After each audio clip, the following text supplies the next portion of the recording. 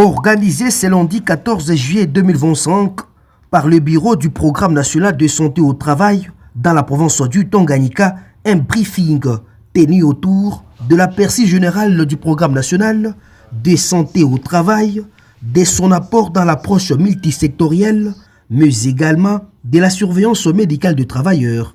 On prit part à cette rencontre la Fédération des entreprises du Congo FECAN abrégé, la CNESAP, les bureaux de l'inspection du travail, l'ONEM, l'UNPP, l'OCC, la société civile, ainsi que la Direction générale des recettes du Tanganyika, de Tangana abrégé, pour ne citer que cela.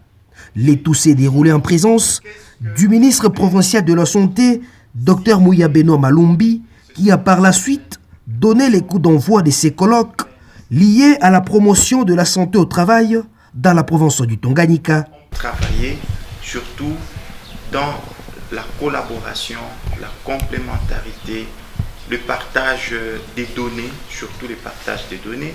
Aussi, il faut qu'il y ait des prochaines rencontres, il faut qu'il y ait des réunions de mise en commun du travail périodiquement. C'est sur ces mots que je lance, n'est-ce pas, ouvert cet atelier sur, n'est-ce pas, la promotion de la santé au travail. Merci. De son côté, le coordonnateur provincial de la santé au travail, Dr Tampo Kibuku, a procédé à la présentation du programme et du rôle qu'il joue dans la protection et la surveillance médicale des travailleurs.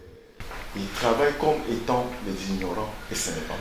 Ensemble avec l'inspection du travail, les efforts que fournira le PNST, il prendra conscience que les travailleurs doivent être protégés. C'est un secteur où tout le monde pense faire n'importe quoi. Parce que oui, le travail, c'est ce qui donne la vie à tout homme. Et alors, prévenir, c'est aussi mieux que de guérir. Au sorti de ces briefings, certains participants ont salué ces programmes, le qualifiant d'espoir pour la protection et la traçabilité des droits au travail. Pour l'Office national de l'emploi, cette séance de briefing, c'est un plus pour nous, parce que nous étions dans des difficultés avec certaines aptitudes physiques qui étaient délivrées par les services de l'hygiène.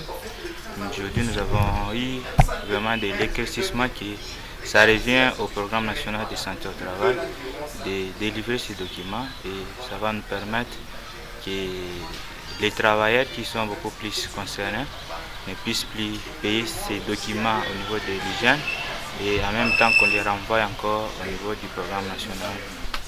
C'est une bonne arrivée. Ce programme a pour objet de la prévention des risques professionnels. Qui dit risques professionnels, entre guillemets, ce sont les maladies professionnelles et les accidents du travail. Pour d'abord d'accélérer avec la sensibilisation. À noter que la coordination provinciale du programme de santé au travail est désormais accessible à tous les travailleurs en vue d'une meilleure protection et traçabilité dans l'exercice de leurs fonctions.